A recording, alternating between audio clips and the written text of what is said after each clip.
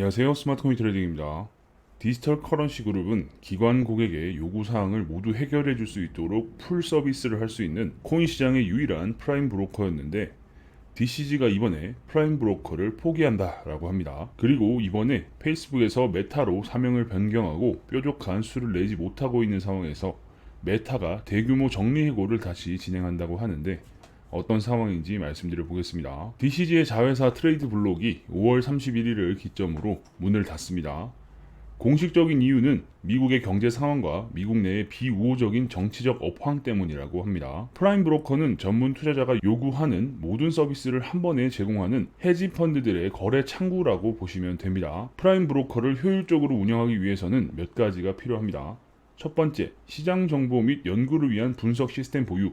두 번째, 정치, 시장, 법적 규제에 대한 폭넓은 이해. 세 번째, 다수의 거래 플랫폼과의 연결 통로. 이 세 개의 요소가 모두 견고해야 프라임 브로커는 자기 회사의 가치를 증명할 수 있는 거죠. 특히 블록체인 기반의 데이터 분석과 그 정보를 기반으로 최선두에 있어야 프라임 브로커의 위치를 유지하면서 손실을 입지 않습니다. 그런데 트레이드 블록은 여러 차례 예상 가능한 시장 변동성을 놓쳤고 그 과정에서 잘못된 리포트 정보를 제공했으며 그로 인해 기존의 기관 수요마저 모두 잃어버리게 되면서 계정 휴업 상태가 되어버렸습니다. 그래서 결국 브로커 업무를 종료 후 코인데스크 산하의 인디시스 계열사에서 통상적인 정보 수집과 분석 업무만 받게 되었습니다. 코인데스크 인디시스라는 회사는 무엇을 하느냐? 지수 분석하고 투자 리포트 의견을 제출하는 리서치 엔지니어 위주의 회사입니다. 그래서 이를테면 이런 것들을 하죠. 밈코인은 크립토 시장이 우하향하거나 횡보할 때가 많습니다. 그런데 이런 비슷한 상황을 드라마 더 글로리에서 본 것 같은데 야, 트레이드 블로가 코인 시황 좀 읊어봐라 라고 하면 벌떡 일어나서 때때로 간헐적인 밈코인 변동성이 개별로 발생할 수 있다는 점 확인 부탁드립니다. 이상 트레이드 블록이었습니다. 이런 상황인 거죠. 이런 DCG의 상황을 보면 좀 짠해요. 이미 회사를 나온 사람들은 다 나왔다라고 하지만 남아있는 사람들도 결국 모두 이직하지 않을까 싶습니다. 도비는 대감집 노비가 되고 싶다라는 장난 같은 대사 들어보신 적 있으시죠?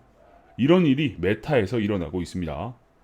지금 메타에서 진행되고 있는 대규모의 구조 조정 상황을 한번 공유해 보겠습니다. 외부에는 효율성 증대를 위한 회사 체질 개선 작업을 한다라고 되어 있지만 현실은 평범한 정리해고 중이에요. 이 상황에 대한 당사자의 몇 가지 이야기가 있어서 말씀드려 보려 합니다. 첫 번째, 메타는 2022년 말까지 이미 2만 명이 해고되었는데 2023년 5월까지 또 10,000명을 추가로 해고할 예정.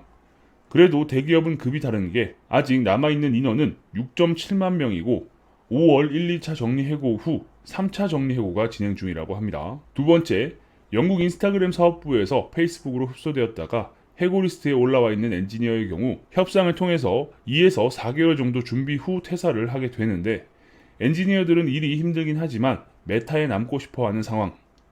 해고 리스트를 받았을 때 나한테 어떤 문제가 있었나? 라고 생각을 하고 있었는데 알고 봤더니 그냥 팀 전체가 날아가는 상황.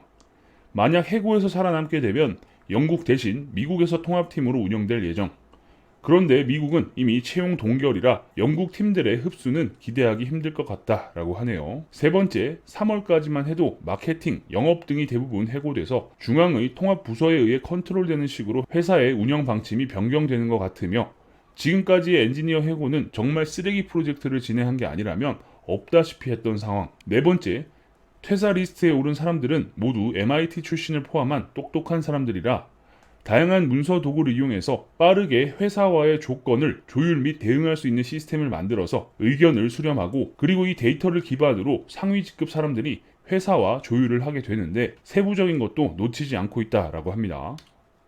예를 들면 우크라이나에서 온 사람은 비자가 최우선이기 때문에 미국행은 NO 같은 의견도 포함이라고 하네요.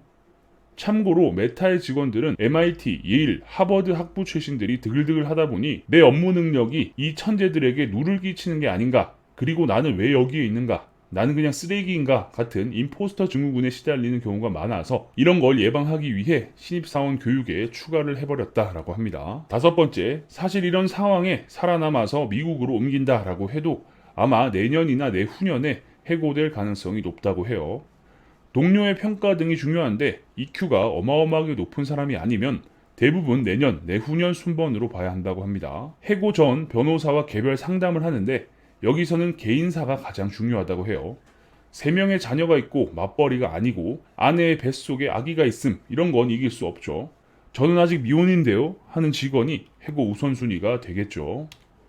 6번째, 미국으로 옮겨가게 되면 지금처럼 변호사와의 상담 없이 해고를 하는데 이틀도 걸리지 않는다고 합니다. 모든 프로세스는 일단 나가고 나서 근속 보상, 추가 임금 같은 게 통장으로 들어오는데 미국은 얄짤없다고 해요. 일단 회사에서 내보내고 모든 게 진행되는 거죠. 영화나 드라마에서 바로 그 자리에서 짐 싸고 나가는 장면을 볼 수 있는 이유기도 하죠. 7번째, 5월까지 해고되지 않은 엔지니어들은 그래도 우리는 살아남았구나 안심하면서 메타에 뼈를 묻으리라 열정을 불태우고 있었지만 결국 마지막은 그들도 해고를 당하게 되었다고 합니다. 대신 변호사와 상담을 하면서 새로운 프로젝트에 대한 제안서를 제출할 수 있고 이 제안서를 기반으로 회사와 딜을 할 수 있긴 하지만 상황을 뒤집기는 쉽지 않아 보인다고 하네요. 고금리의 성장률 둔화까지 겹치면서 모두가 힘든 시간인데 대기업의 엘리트들도 일자리를 잃어가는 상황이 벌어지고 있습니다. 코인 시장뿐만 아니라 대기업들도 힘든 상황들이 얼른 해소될 수 있으면 좋겠네요. 계속해서 여러분들께 도움이 될 만한 다양한 정보를 알려드릴 수 있도록 하겠습니다. 영상이 괜찮으셨다면 구독과 좋아요도 눌러주시고요. 알림 설정을 눌러주시면 누구보다 빠르게 새로운 정보를 받아보실 수 있으니까 구독, 좋아요, 알림 설정까지 눌러주시면 감사하겠습니다. 그럼 전 다음 영상에서 뵙겠습니다. 감사합니다.